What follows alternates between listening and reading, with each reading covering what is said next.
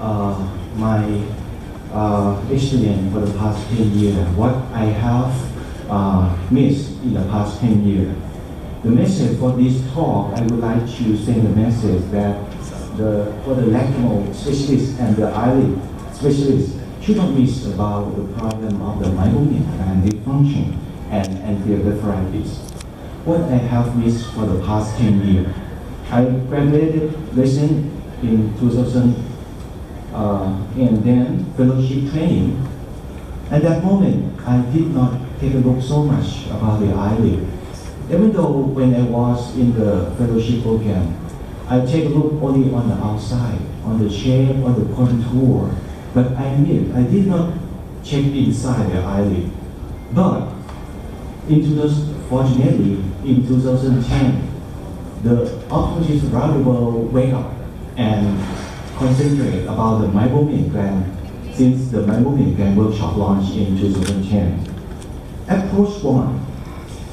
In this eyelid, you can see that the patient have the significant Blepharitis, both anterior and posterior Blepharitis.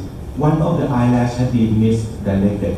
In the old day, just very simple. I pull the eyelash and let them go. That's the old day. Anyone in this room, in the patient that have the dry eye and oculoplastic case, you flip the eyelid and see inside in every case. Thank you. About 3%. And anyone in the case that have the dry eye, anyone that pull out the eyelash to check inside, in every case, 3%. Okay, thank you. What should I see in this patient?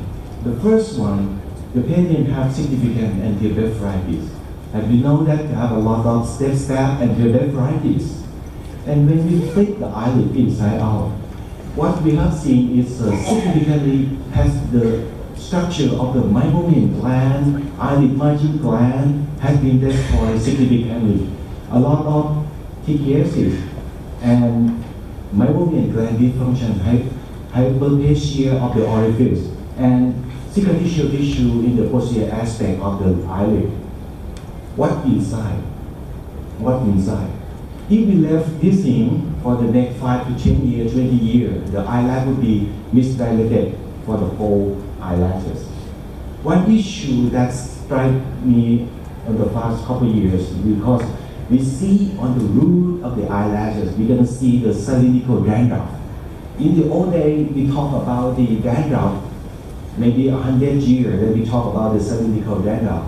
We talk about the dermatitis, but in the actual daily life of our practice, we miss a lot for the dermatitis.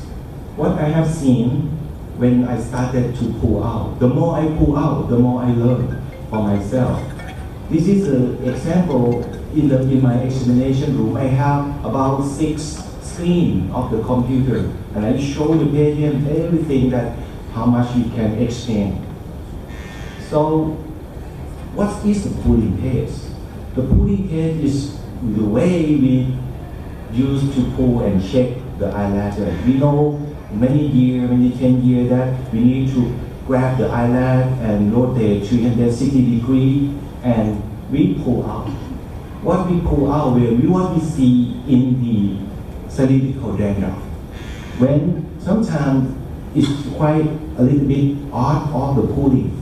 Some of my colleagues try to pull, but they couldn't get the eyelash. This is a long tail and the sharp tail of the dermatitis. In my clinic, I pull out and I have the microscope that I bought and connect to the TV 40-inch. And I show them this picture in our clinic. In every case, you have the dry eye in the patient that I'm going to do the operation. I show them that you have the dermatitis. In the old days, they talk that, they have the egg inside the dermatitis. You know, the dermatitis like the egg, 30 eggs for one cycle. And they have one root, the mouth and the feces come out at the same way. And they live for 3 weeks and getting died. And the dead body stuck inside the root of the eyelash or the meibomian gland. Demodex folliculum stay in the root of the eyelashes. Demodex brevis stay inside the meibomian gland. This is the mouth, this is the 4 pair of legs, and this is the food that they eat. This is the dirty lipid, toxic free fatty acid that they eat. So that's the reason that's why our oculoplastic surgeon have to come back and take a look about the eyelid hygiene, because the eyelid hygiene is the first step for treating. Sometimes we do the surgery, and after the surgery, the patient have significant eye irritation more, have significant tearing, have complained a lot, even though the surgical result is very good. So that destroys our practice. When you come back to the PubMed and put up the name of the Demodex and Blepharitis and put enter, what we found, we're going to see about 108 papers that talk about the Demodex in the recent years. So that's why the people, the eye doctor, the ophthalmologists around the world for a couple of years wake up and concentrate about the problem of the Demodex. I told my resident that you have been trained about 2 years and 1 year for the fellowship. Have you ever pulled out and diagnosed the eyelashes and diagnosed the Demodex? So how many patients that you have missed? Suppose you practice for 20 years. How many patients that you diagnose about the Demodex? Think about if my kid had the Demodex since my kids was young. Oh, myself, my wife had the Demodex since she was 35. If I left until they are 70, they're going to destroy the dead body, the dirty toxicity, destroy the meibomian gland and leading to the severe dry eye. So about a couple of days from the egg, they're going to be the mature. And they have the paper in 1963 that they said about the people above 60 years old, 80% we found the Demodex.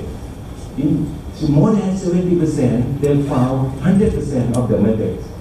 In my clinic, my nurse, 10 nurse in my clinic, I pull out the eyelash. 8 from 10 that I found the Demodex.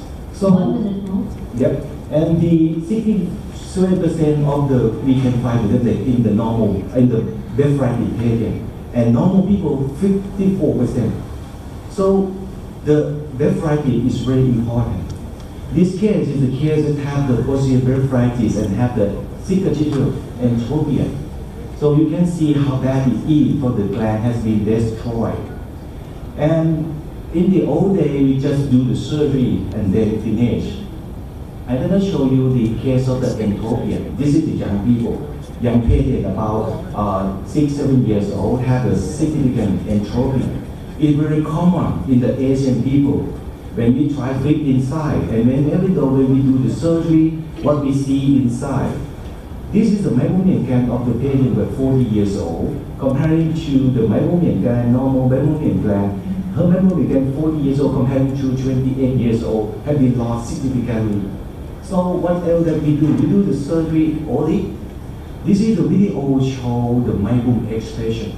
Anyone in this room always do the meibum expression repetitively, every week, every 2 weeks, every month for the patient that have a chronic dry eye. I found that when we do the meibum expression, the first intention, we expect the old dirty content come out.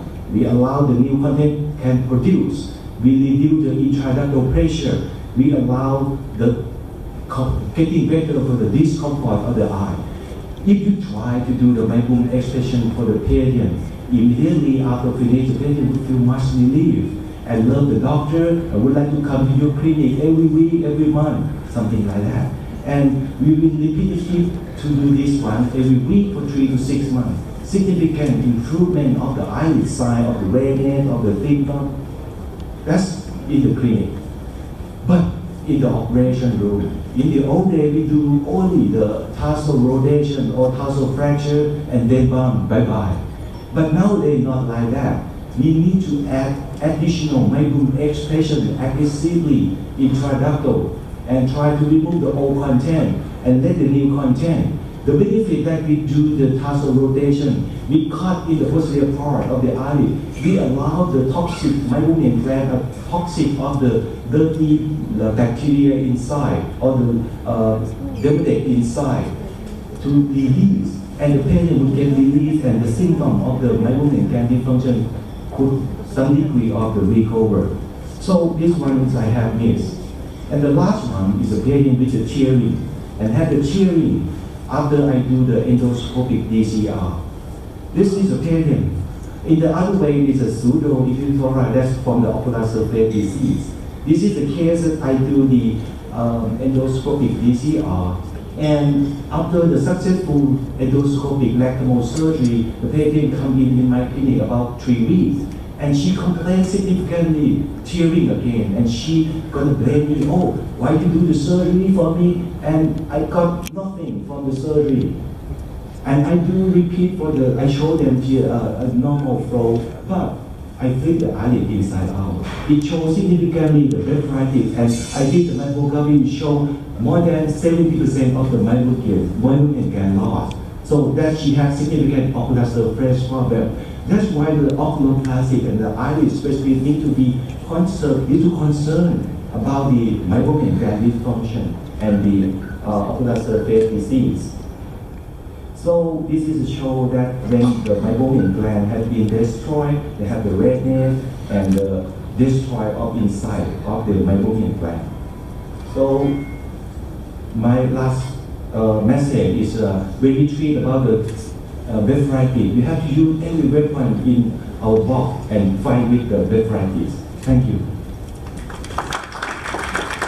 Thank you, Dr. Nattawut. I request Dr. Julian to hand over the certificate to Dr. Nattawut. Next speaker is Dr. Julian. He will be giving the keynote address, and it's on